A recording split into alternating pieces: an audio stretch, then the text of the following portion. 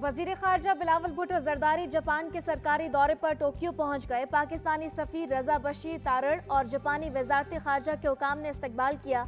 वजीर खारजा जापानी हम मनसब और कौमी सलामती के मुशीर से मुलाकात करेंगे। बिलावल भुट्टो जरदारी का ये दौरा जापान के साथ तवील वक्फे के बाद क़यादत की सतह पर राबतों की बहाली का इशारा देता है।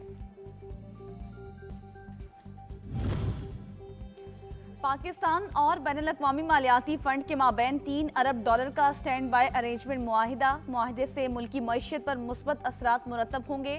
रुपया मजबूत और ज़र मुबादला ज़खायर बढ़ेंगे। बैरूनी शोबे पर दबाव कम और मुआशी सरगर्मियाँ बहाल करने में भी मदद मिलेगी।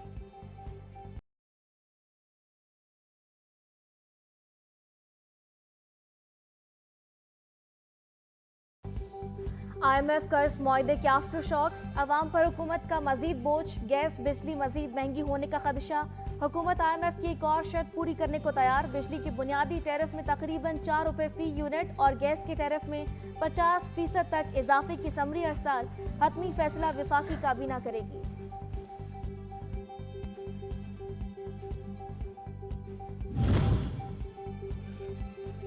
स्वीडन में कुरान पाक की बेहुरमती का मामला, इस्लामी ताउन तंजीम की एग्जीक्यूटिव कमेटी का हंगामी इजलास तलब। उम्मत मुस्लिम का स्वीडन के घिनौने फेल पर भरपूर जवाब देने का फैसला। स्वीडन के खिलाफ इज्तिमाई मौकिफ अपनाया जाएगा।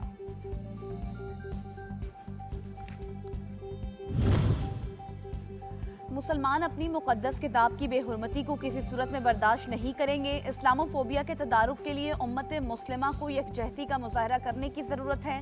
स्पीकर कौमी असम्बली राजा परवेज अशरफ का स्वीडन से मुआफ़ी मांगने का मुतालिबा।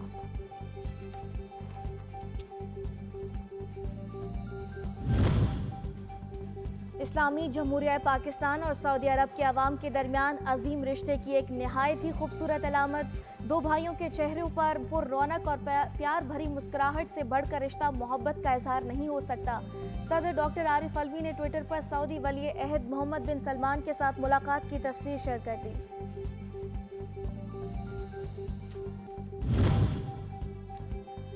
IMF मुआहिदे की तकमील पर एक तबके में सफ़े मातम बिछी हुई है। लीगी रहनुमा हमजा शहबाज कहते हैं, रियासत पर हमला करने वालों ने बड़ी कोशिश की कि मुआहिदे को सबोताश किया जाए।